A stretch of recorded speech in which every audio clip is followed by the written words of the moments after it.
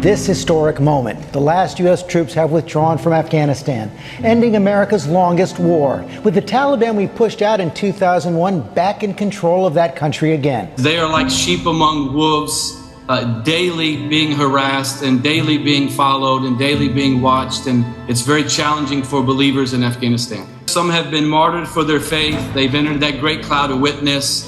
There has been intense persecution and opposition from the radical Muslims since the events of August last year. Perhaps the greatest danger may come from family, neighbors, friends. Tell us about that.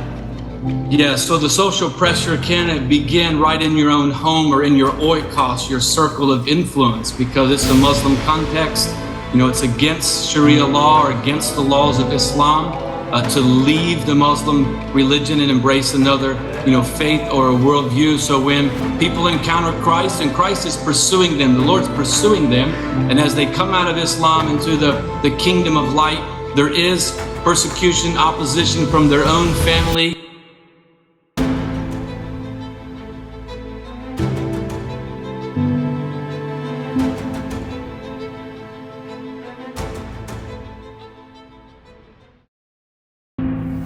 Initially, my perception of the culture and the Afghan people was really dark.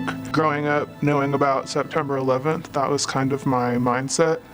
I just thought everyone had a suicide bomb attached to them. Dangerous. Angry, mean, maybe even terrorist to the furthest extent. Angry, more of the military style. My perspective changed drastically after working with Afghan people. I really wish they could come to us and teach us hospitality, because it was drastically different from what I know growing up here in America.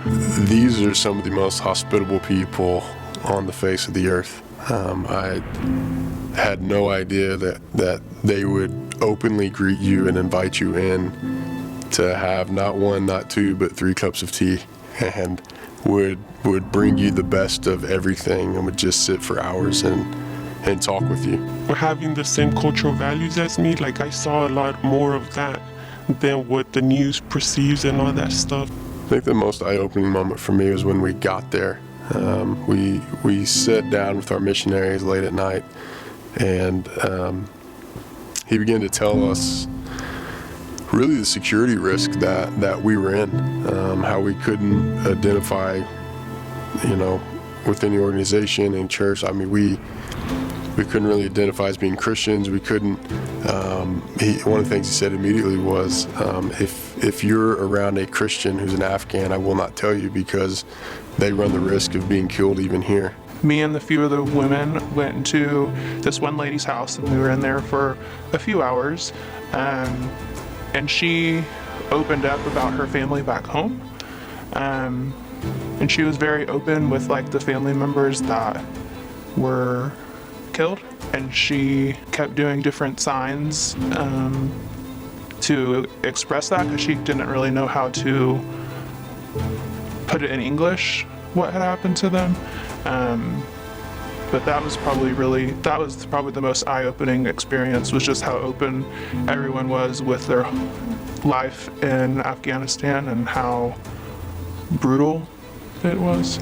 Just how relational and how hospitable the Afghan people are, and the heart they have for people and for other human beings, regardless of race, gender, and what the mass media tells us about Afghanistan as a country and Afghans as a people. For me, it was probably when the lady kind of sent her friend home and asked myself and my wife and another lady to come inside and sit down. And even me as a man in all of our trainings, we were kind of told don't associate with the opposite sex because they'll find it disrespectful.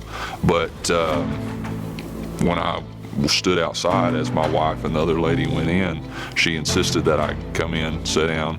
She made us tea, just like we were told they would.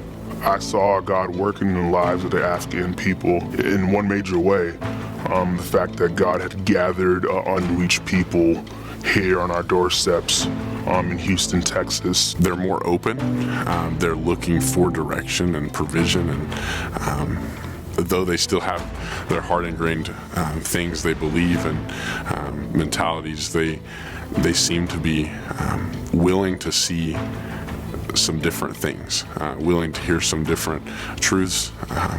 I think the displacement is a way God's working and pushing them out of their cultural beliefs and bringing new cultural beliefs and opportunity for the gospel to shine brightly in that. Before I went down there, I would define a successful mission trip as one that we possibly had someone coming to Christ. Maybe having kids at VBS or completing a construction project. Having the most people come to faith and the most people, say yes to Jesus. I think God taught me on this trip that every person and every culture is a little bit different.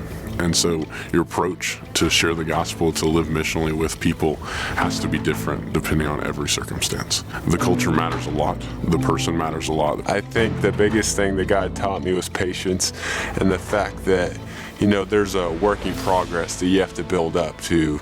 Don't be afraid to ask for God to reveal himself in a vision, or don't be afraid to ask for God to give you certain gifts throughout the trip that you wouldn't think to use here. Prayer walking definitely makes a difference. I knew that to start with, but the trip confirmed it.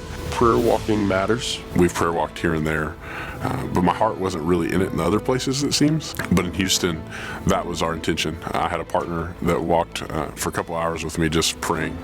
The next day, we had tons of success. I think we had 3 or 4 different groups get into multiple homes of people and get to share with them.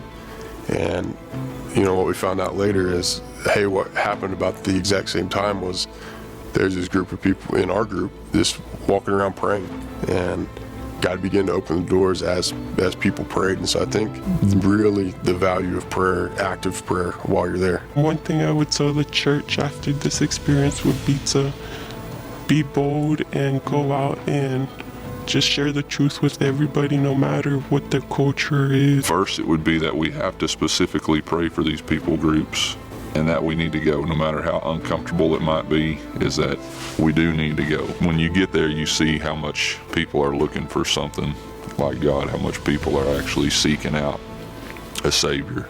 God is sovereignly bringing people to this country. He's brought the nations to us in our own backyard. And it's time for us to go. It's time for us to refocus and reorient ourselves around what the Great Commission actually is. We need to go, and if you can't go overseas, there's plenty of hubs in the United States that have multiple nations there. If I could tell my church one thing, it would just be to go. Like, that's our calling, and faithfulness is God's desire for us, and obedience. And you can go here, you can go there, but that's our calling. Go on a mission trip, talk to those unreached people, or even those people that, we may feel a certain type of way about that, they don't necessarily need to hear it, or they've already heard it once. The workers are few, but the harvest is plentiful. We just have to follow up with the unreached people.